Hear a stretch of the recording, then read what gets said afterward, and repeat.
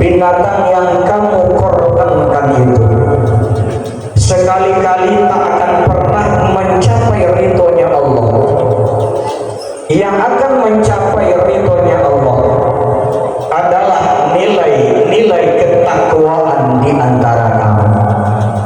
Demikianlah Allah telah menumpukannya untuk kamu supaya kamu mengagungkan Allah. Dan berkabar gembiralah orang-orang yang berbuat kebajikan. Maha benar Allah dengan segala firman-Nya. Surat Al-Hajj ayat yang ke-37. Bapak-bapak, agu-agu, nenek mama, alim ulama cadik pandai, suluh pendam dalam nagari, kapai tampe kami batano, kapulang tampe kami babarito. Ibu-ibu kami pondok kandung, undong-undong ke Madinah, payung panci de kami serta seluruh. Pemuda, pemudi, remaja, putra dan putri, paripada dalam nagari, hiasan dalam kampung. Dan nampak pula hadir pada kesempatan yang mulia ini anak-anak kita, cikal bakal bangsa, negara, dan agama kita. Umumnya sidang jemaah rahimakumullah, untayan rasa puji dan syukur kita sampaikan kepada Allah Subhanahu wa Ta'ala. Alhamdulillah, dalam suasana yang sangat cerah ini kita bisa berhadir di rumah Allah ini dalam rangka melaksanakan ibadah sunat 2 kali dalam 1 tahun, yakni saat ini kita melaksanakan sholat sunat Idul Adha. Kemudian selawat dan salam buat junjungan kita Nabi besar Muhammad sallallahu alaihi wasallam. Bapak, Ibu, semenjak maghrib kemarin, gema takbir, gema tahlil, gema yang memandangkan asma Allah, memuliakan Allah, mengagungkan Allah, berkumandang seantero dunia. Dalam rangka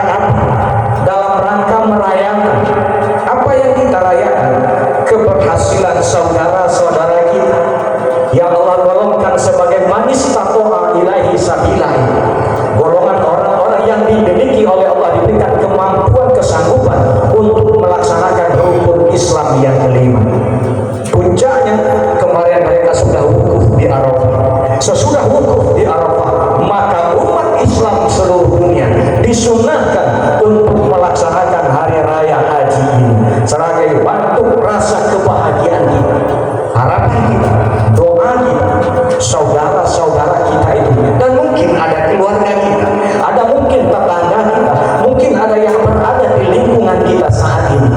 Beliau semuanya digolongkan oleh Allah sebagai haji yang mabrur mendadak. Karena janji Rasulullah, tak ada balasan yang setimpal yang akan Allah berikan kepada haji yang mabrur itu, hanyalah surganya Allah Subhanahu wa ta'ala. Allahu Akbar, Allahu Akbar, Allahu Akbar, walillahil hamd. Bapak, Ibu, di samping kita melaksanakan ibadah sholat id saat ini, selesai sholat id dan hari tasyrik berikutnya, kita pun diminta oleh Allah melaksanakan syariat Nabiullah Ibrahim alaihissalam. Apa itu? Menyembelih hewan korban. Penyembelihan hewan korban itu sesungguhnya adalah dalam rangka kita tampak tilas sejarah kehidupan Nabiullah Ibrahim dengan anaknya Nabiullah Ismail alaihi wasallam. Bapak, Ibu, tapi Pak, Ibu, Allah ingatkan kita di dalam surat Al-Hajj ayat yang ke-37 sebagai landasan khutbah kita saat ini. Apa kata Allah? Bismillahirrahmanirrahim. Layyana lawaha lahum wala dima'u walakiyyana lahum taqwa minkum. Di sini kita perhatikannya, Allah akan lihat berapa kuintal darah yang dikeluarkan oleh binatang yang kita korbankan itu. Allah akan lihat, kata Allah, berapa kilo daging yang dikeluarkan dari binatang korban kita itu. Lalu apa yang Allah lihat? Apa yang Allah nilai? Walakiyyana lahum taqwa minkum, kata Allah, adalah nilai-nilai ketakwaan yang kita perlihatkan kepada Allah Subhanahu wa ta'ala. Ketakwaan yang mana? Ini yang akan kita coba uraikan agar kita memang betul-betul mampu meraih fadilah korban itu dalam hidup dan kehidupan kita, mampu meraih keutamaan korban itu dalam hidup dan kehidupan kita. Apa itu? Yang pertama, kita diajarkan oleh Allah dalam pelaksanaan ibadah korban itu dilandasi dengan yang namanya keikhlasan hanya kepada Allah Subhanahu wa ta'ala. Yang nanti muaranya tercipta hubungan baikmu dengan Allah dan hubungan baikmu dengan sesama manusia. Apa kata Allah di dalam surat Ali Imran 112? Ancaman Allah, peringatan Allah sesungguhnya. Buribat alaihimuna aina masufiku ila hablum minallah wa hablum minan nas. Allah akan jatuhkan derajat kita. Allah akan hinakan kita dimanapun berada, apapun, siapapun kita, apapun pangkat dan jabatan kita, apapun kedudukan kita di lingkungan kita. Allah akan hinakan manusia itu, kecuali yang tidak akan Allah hinakan illa bihablin minallah wa hablin minan nas. Mereka yang mampu menciptakan hubungan baiknya dengan Allah dan hubungan baiknya dengan sesama manusia. Bapak, kita balik ke belakang. Bagaimana rusaknya hablum minan nas, manusia pertama di atas dunia ini adalah akibat korban yang tidak ikhlas. Sehingga seorang kakak tega menyembelih adiknya sendiri, seorang kakak tega membunuh adiknya sendiri. Karena apa? Karena ketidakikhlasan ketika diminta kakak beradik yang bernama Habil dan Kabil, anak Nabi Adam alaihissalam, untuk berkorban oleh Allah Subhanahu wa ta'ala.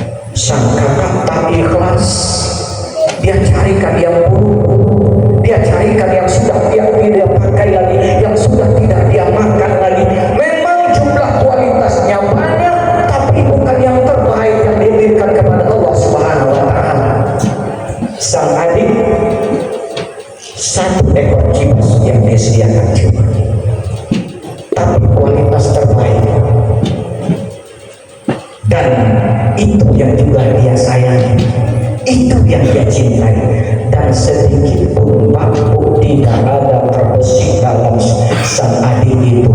Kalau korban saya diterima oleh Allah, saya akan mendapatkan jodoh negeri. Tidak ada sedikit pun.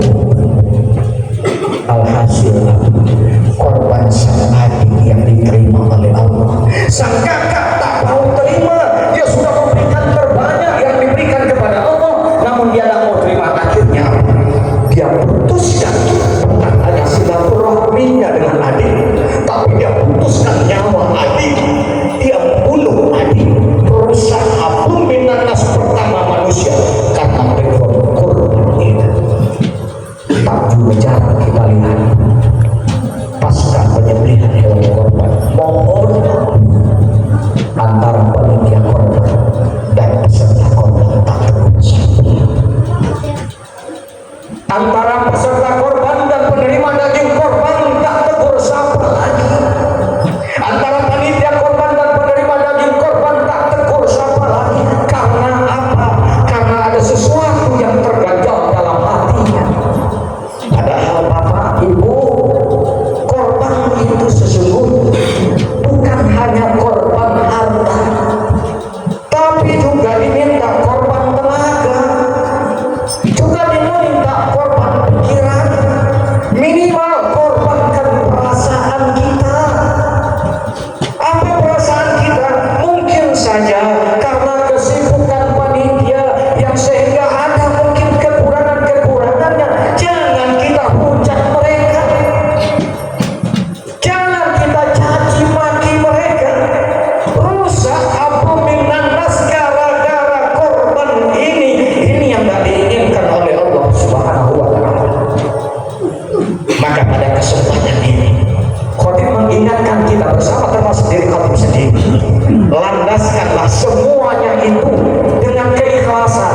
Ketika Anda sebagai panitia korban ikhlas karena Allah Subhanahu wa Ta'ala, karena Anda bapak dan ibu sebagai peserta korban ikhlas hanya karena Allah Subhanahu wa Ta'ala.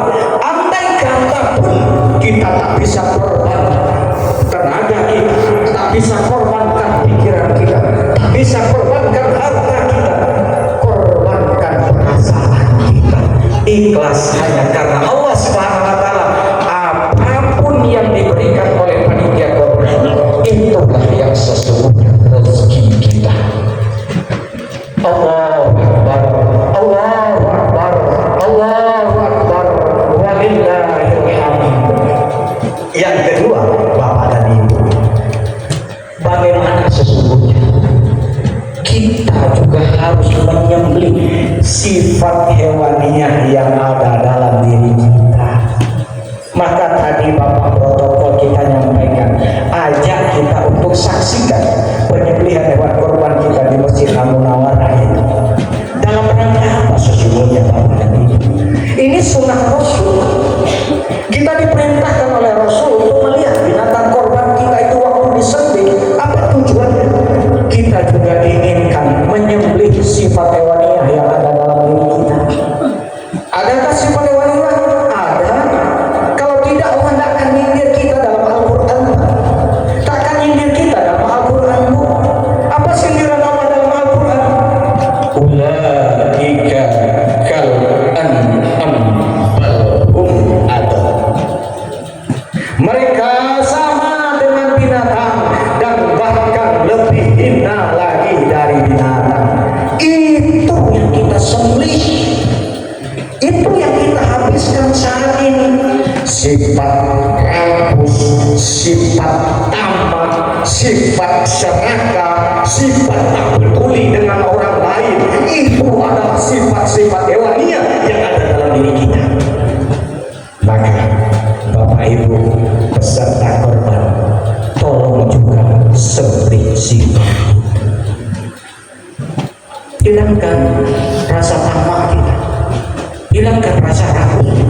Oh, se-Indonesia ini binatang korban kita kirim ke sana-sana. Sifat hewannya masih melekat dalam diri kita. Kita masih orang yang tamak, kita masih orang yang serakah, kita masih orang yang rakus menghalangi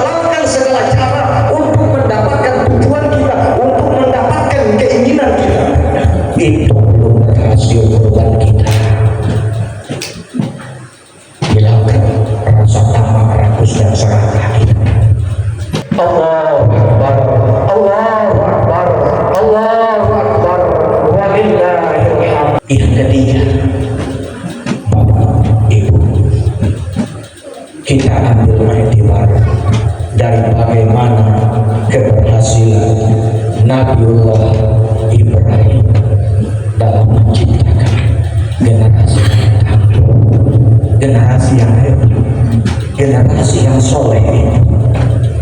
Dua anaknya, Ismail dan Ishak, Nabi Ibrahim mampu menciptakan kedua anaknya itu menjadi para nabi dan rasul. Bahkan sang Ismail, anak yang dirindu-rindukan selama ini, anak yang dicintai, yang diharap-harapkan datang selama ini, ketika usianya renta baru Allah kasih anak yang bernama Ismail itu. Namun ketika anak sudah mulai beranjak remaja, mimpi datang kepada Ibrahim bahwa Ibrahim menyembelih anak yang dia cintai ini, anak yang dia kasih. Ibrahim tidak otoriter, dia ajak diskusi Ismail, dia panggil anak kesayangannya itu untuk duduk di depannya, lalu dia kisahkan bahwa dia bermimpi akan menyembelih engkau wahai anakku Ismail, bagaimana pendapatmu? Bapak Ibu, apa jawaban Nabi Ismail waktu itu?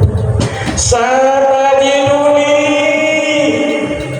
lakukanlah ayah, kerjakanlah itu kalau memang perintah Allah ayah. Aku tak takut, aku tak gentar sedikit pun. Insya Allah ma'as sabirin, insya Allah kau akan temukan aku menjadi orang-orang yang sabar. Bapak Ibu, generasi muda kita banyak saat ini. Anak-anak kita ini adalah tanggung jawab kita untuk menyelamatkannya. Apa peringatan Allah di dalam surat An-Nisa ayat yang ke-9? Bismillahirrahmanirrahim. Wal yakhshal ladzi law taraku min khalfihim dzurriyyatan bi'afa khafu 'alaihim. Hendak kamu takut, khawatir, cemas meninggalkan di belakangmu generasi-generasi yang lama. Kamu yang takut akan kesejahteraan mereka, kesejahteraan yang mana Pak? Bukan hanya sejahtera dari otaknya, bukan sejahtera dari ekonomi, tapi yang Allah inginkan, yang Allah hendaki, kita mampu menyiapkan generasi yang sejahtera hatinya, yang indah hatinya, yang dihiasi dengan keimanan dan ketakwaan dan akhlak Islami. Kita lihat saat ini, Pak, anak kita tak pernah terbayang oleh kita. Kita khotib baca lihat media sosial Sumatera Barat yang bergelar adat Basandi Sara Basandi kita bunuh ini. Tapi anak-anak kita terjangkit penyakit umat Nabi Lut, LGBT kata orang itu saat itu. Inikah yang akan kita tinggalkan generasi kita, Bapak Ibu? Khotib membantu hati kita bersama untuk coba memotivasi diri kita. Bagaimana anak-anak yang takut itu kita siapkan minimal Bapak, ketika malaikat maut datang menjemput nyawa kita, suara terindah ketika dia bisa berbicara, dia panggil kita Bapak, dia panggil kita Mama. Senang hati kita waktu itu ketika mungkin dia baru berumur 1 tahun atau 2 tahun, mungkin ucapan kedua dari mulut pertama Mama, ucapan kedua pertama keluar dari mulutnya Bapak. Suara yang membuat hati kita berbunga-bunga waktu itu.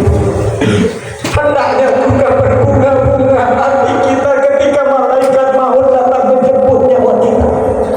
Dia yang hadir di telinga kita. Ya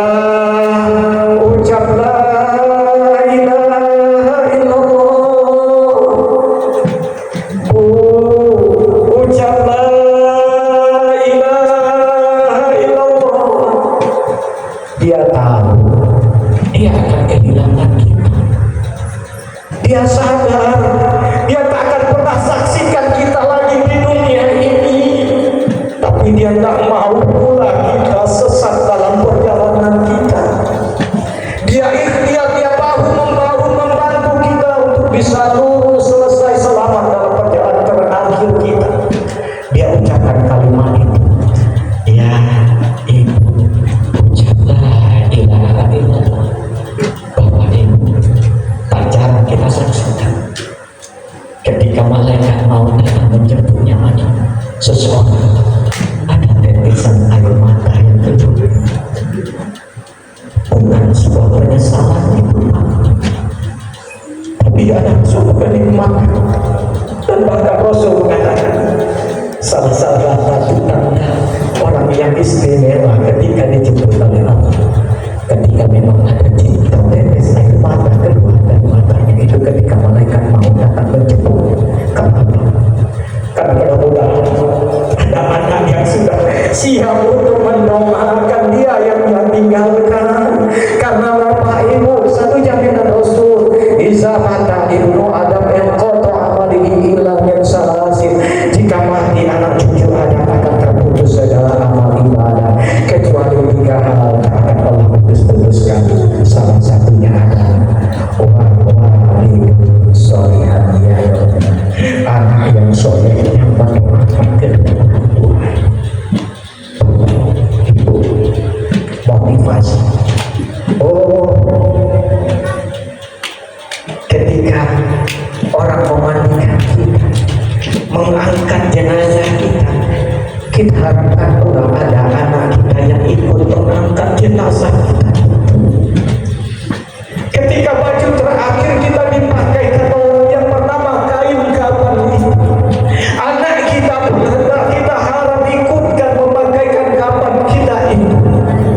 Karena ketika kecil kita yang pakaikan pakaian, ketika kita tak bisa lagi pakai pakaian sendiri, anak kita pun yang akan menolong kita memakai pakaian itu. Motivasi diri kita punya anak laki-laki, tolong kita ajarkan anak kita ingatkan anak kita yang dia yang nanti akan jadi imam untuk menyolatkan jenazah kita. Dan ketika kita masuk ke dalam kubur dia yang mengatakan Bismillah wa ala millati Rasulullah sallallahu alaihi wasallam. Dia buka tali kepala kita di bagian kepala. Dia buka kain di bagian kepala kapan kita. Dia cacatkan pipi kita terakhir ke tanah. Dia yang mencacatkan itu. Bapak, bulu-bulu yang harus kita siapkan. Biarlah dunia tak diarai, tapi akhirat dia dapatkan. Karena ketika akhirat yang dia dapatkan sudah dipastikan dunia akan mengikut dengannya. Tetapi ketika ada dunia yang kita ajarkan kepadanya, jangan harap akhirat akan ikut dengan dia. Nabi Ibrahim alaihissalam mengikhtiarkan itu dengan selalu berdoa. Dia minta kepada Allah, Rabbi habli minas sholihin, Rabbi habli minas sholihin. Ya Allah, berikan aku anak-anak keturunan yang soleh-soleh ini. Mudah-mudahan yang ini kita mampu meraihnya. Kita ikhlas dalam beribadah, ikhlas dia mukhlisina lahuddin ini. Kemudian kita sembelih sebat hewannya kita, dan kita siapkan generasi kita yang tangguh kepada Allah Subhanahu wa ta'ala. Fa'tabiru ya ulil absar la'allakum turhamun. Allahu Akbar, Allahu Akbar, Allahu Akbar, Allahu Akbar, Allahu Akbar, Allahu Akbar, Allahu Akbar, walillahil hamd. Alhamdulillah hamdan katsiran kama amara. Asyhadu an la ilaha illallah wahdahu la syarika lahu wa asyhadu anna Muhammadan abduhu wa rasuluh sallallahu alaihi wasallam la nabiyya ba'dahu. Allahumma fasholli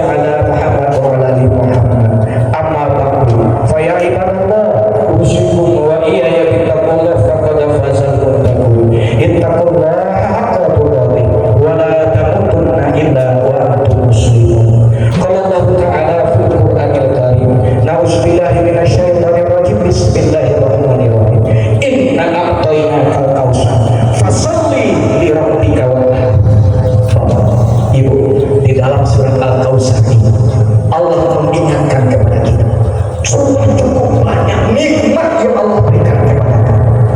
Maka ketika di rakaat pertama tadi khotib membacakan surat Al-Baqarah, nikmat mana lagi yang engkau dustahi? Kata Allah, sudah banyak nikmat yang kita Allah berikan.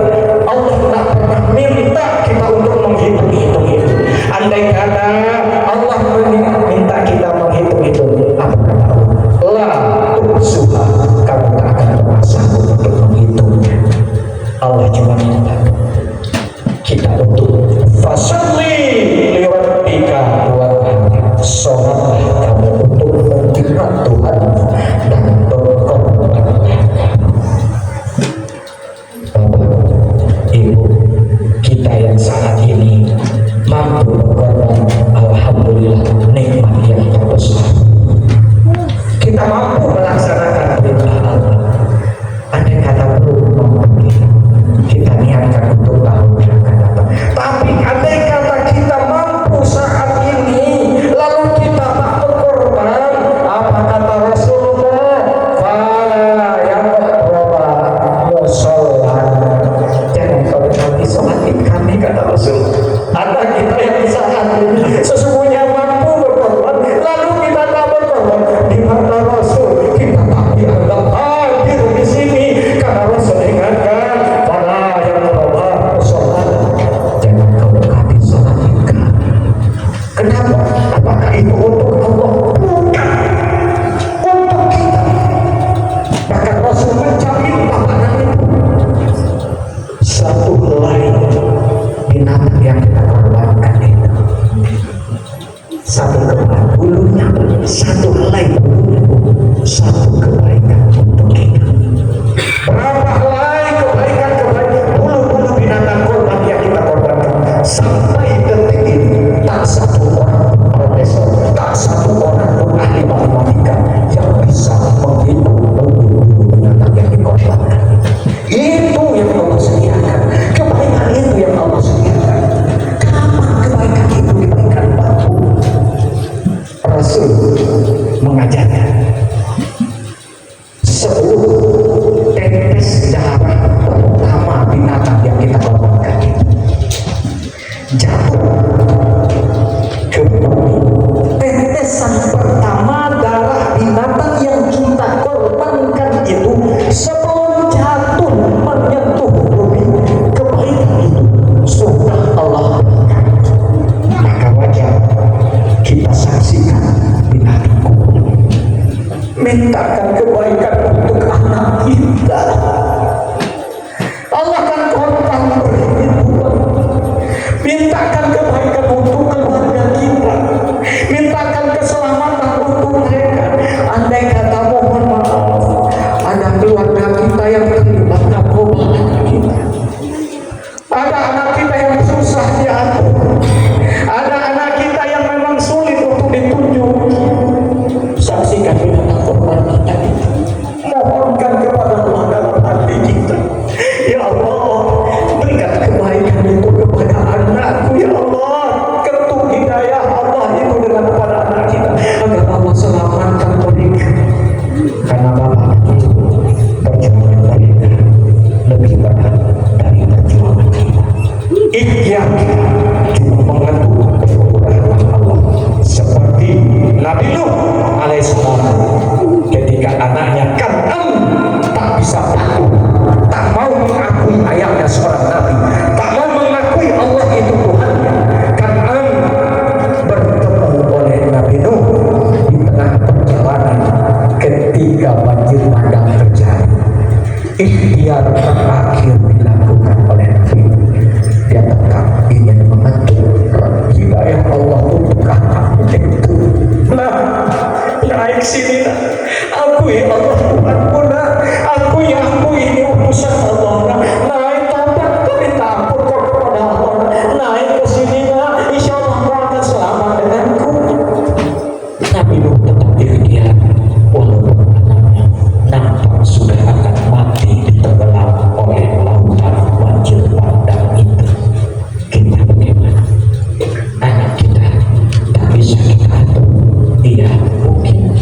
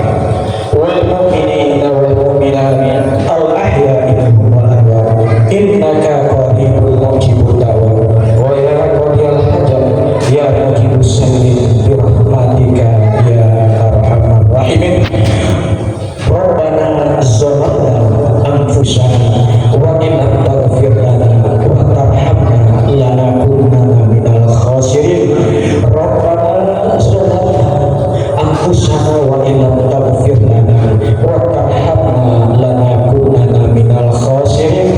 Rabbana zalamna anfusana wa illam taghfir lana wa tarhamna lanakunanna minal khasirin. Allahumma ighfir lana dzunubana wa liwalidayna warhamhuma kama rabbayana shighara. Ya Allah, hari ini kami memohon hidayah. Ampunkan segala dosa kami ya Tuhan. Ampunkan segala dosa kedua orang tua kami ya. Sayangi kedua orang tua kami ya. Andai kata ayah dan ibu kami masih hidup ya, berikan kesempatan kami untuk selalu bisa berbakti kepadanya ya.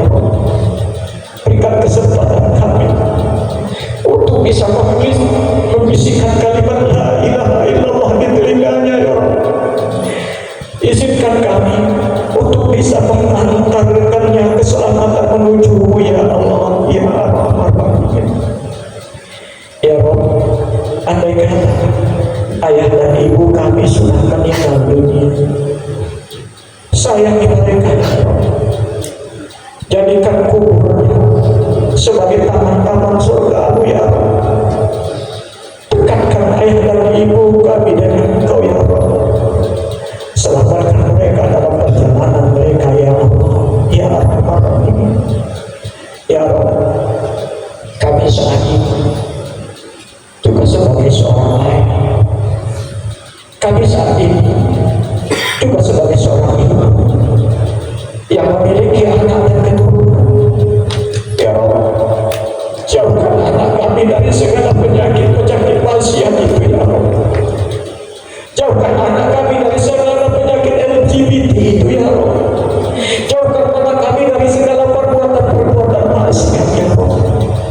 Jadikan anak-anak kami anak yang soleh dan solehah, anak yang taat kepadamu, anak yang patuh kepadamu, anak yang mau mendekatkan diri kepadamu, anak yang mau mengerjakan apa yang kami perintahkan tentang kebaikan, anak yang ringan mulutnya untuk selalu bertasbih kepadamu, anak yang ringan pula menyapa kami dengan panggilan kasih sayang. Ya Allah, ya Arhamar Rahimin. Rabbana la tu'akhizna in nasina aw akhtana. Rabbana wa la tahmil 'alaina isran kama hamaltahu 'ala alladziina min qablina. Rabbana wa la tuhammilna ma la taqata lana wa'fu 'anna waghfir lana warhamna anta maulana fansurna 'alal qaumil kafirin. Fansurna 'alal qaumil munafiqin fansurna 'alal qaumil zalimin. Ya Allah, pada hari yang mulia ini kami titipkan doa kami untuk keselamatan saudara-saudara kami di Palestina ya Allah, yang saat ini masih dijajah oleh Zionis Israel ini. Keluarga mereka, berikan kemenangan kepada mereka ya Allah, dan berikan ketabahan dan kekuatan iman kepada mereka ya Allah. Hanya dengan doa itu yang kami bisa berikan, agar mereka selalu tahu dalam mempertahankan salah satu tempat suci kami, Masjidil Aqsa ya Allah ya Arhamar Rahimin. Rabbana hab lana min azwajina wa dzurriyyatina wa qurrata a'yun waj'alna lil muttaqina